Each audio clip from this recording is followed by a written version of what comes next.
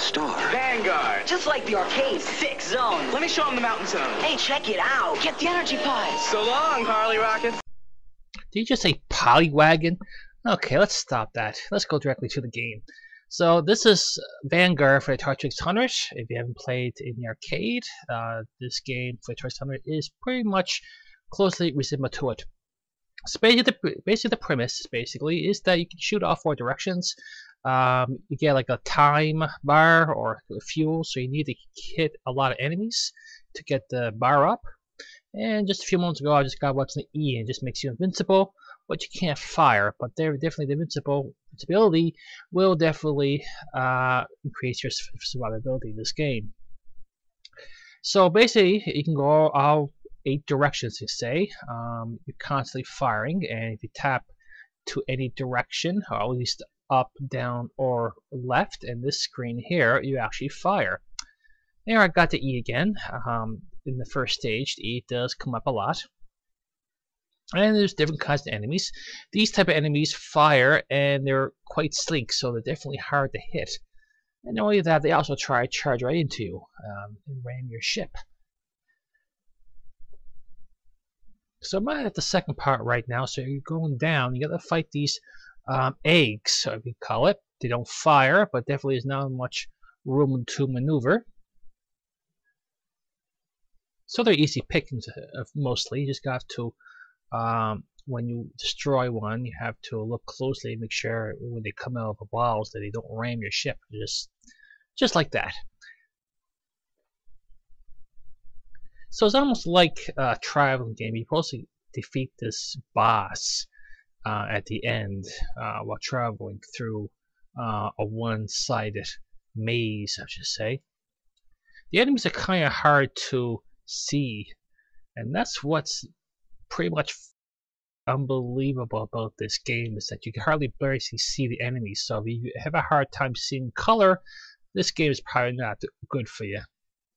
So the third part here is pretty much like the first screen, but the walls here are again close in on you. It's very hard to maneuver while you're trying to survive.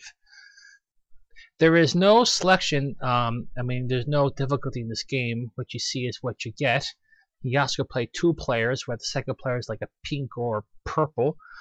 That's a great color. Graphics itself aren't bad. Besides the enemies, it's nice and colorful, especially when you get the invincibility, where there's nice little music comes in. It makes you feel that you're indeed invincibility, which is also a nice touch as well for the Atari 600. So this is actually a long highway in this part. It is you have to fight these little ships, and then once you finish with them, you have to fight these thick ships, and basically they don't ram your ship. What they do is they stop and go up and down like crazy, so you have to chase after them while your fuel or your time dwindles down.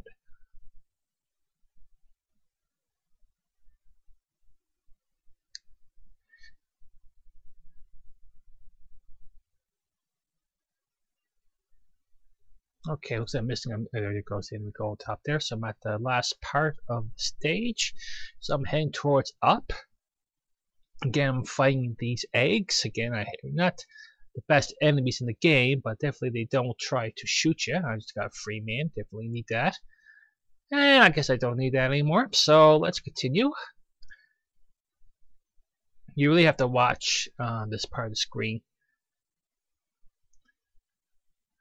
Just like going down while you're going up. And it's also pretty much easy to get your fuel or time bar maximum. The next part is tricky because you get this little enemy there that keeps shooting like a little like a barrier, and you have to take them out, otherwise you get killed. It's worth noting about the invincibility. Just notice there you can go through walls, which is quite helpful. And there's an invincibility block which you can't destroy. They're a nuisance. You can either go left or right of this part of the maze, but it doesn't really matter because the enemies are annoying as hell.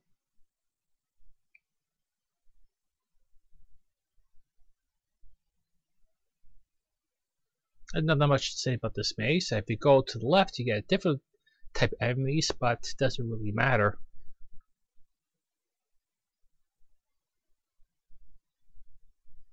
Okay, we're going to another section of the maze, and we're fighting more of those egg circle things, but this is actually much shorter.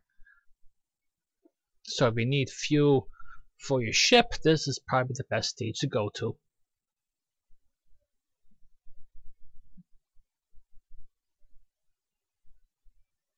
Okay, this part of the maze is actually quite unique. Like these enemies, sometimes they give you points, or sometimes they get you killed, just like shown there. Depend on what they're doing, you either get points or they'll kill you offhand. You can also shoot them down, which is probably the best. I'm not quite sure what they are, if it's some kind of larvae or something. Or snakes, and you just notice there sometimes when you touch them, you actually explode in a million pieces. And the maze here is actually quite wide, so very good for maneuver. Now the next part is that these little bombs come from the monster, I like to say. And they're actually quite easy. Well, at least this part of the maze, they actually get quite difficult later on. Now, once this is done, we'll get to the part of the boss, which will probably take a good 1 second. There we go. It's actually a little difficulty later on. So this part is actually pretty much the same. Enemies take a little pattern. Maze, you notice there gets a little faster. It doesn't really make much difference, just that it's hard to get the E.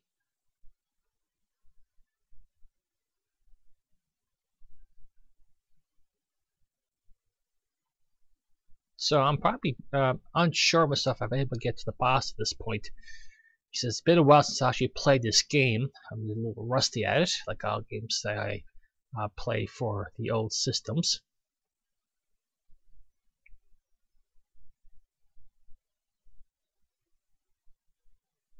And it's hard to shoot those enemies down because again they're much thinner, and it's kind of a little harder to avoid the lasers. With the maze as it is going quicker. And again, KRCA is going quicker, as I mentioned before, makes this part very difficult to maneuver. If you press the fire button on your ship, you don't fire, however, you do increase your speed, and you actually get more maneuverability moving around.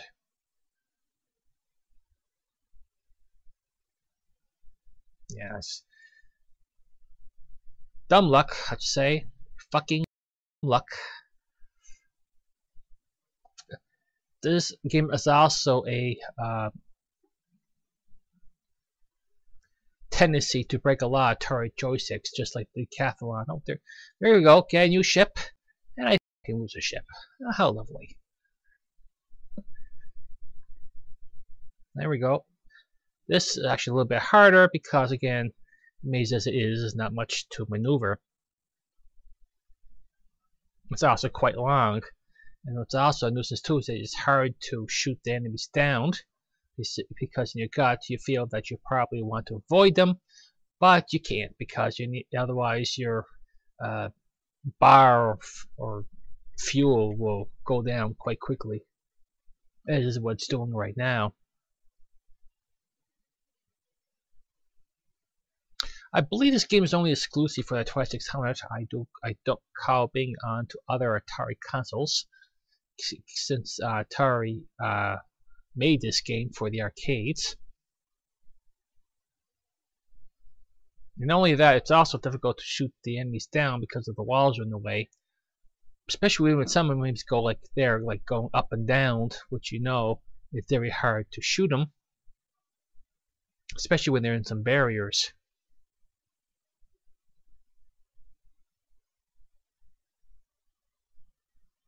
Yeah, I have to go forward there and get that guy.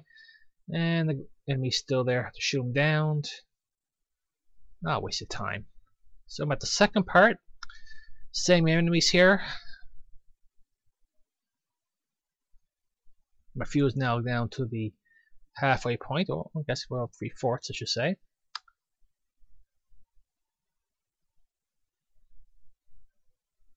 There we go. Then we're going to the last hall. I wonder if I can make this.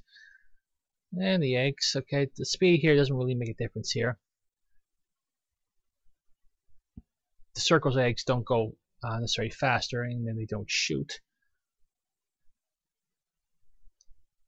But you definitely have to maneuver your way around, otherwise you don't want to get crushed.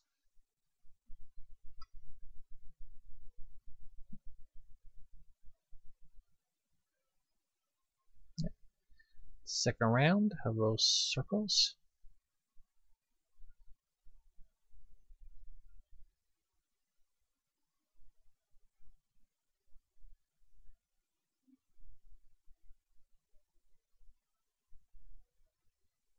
Very close there, almost got hit there. Again, you probably noticed, as I mentioned earlier in the video, that it's very easy to get your fuel maximum. Okay, so we're to these little larvae. Probably my best bet is not to try ram them and get the points. You just need to survive and also get your fuel increased.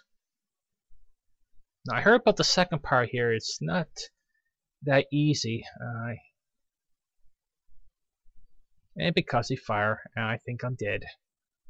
Oh well. In any case, the game is pretty good. I do recommend it, but just definitely make sure your joystick doesn't get all worn down and broken. So this is Weird 1974, and I am logging out.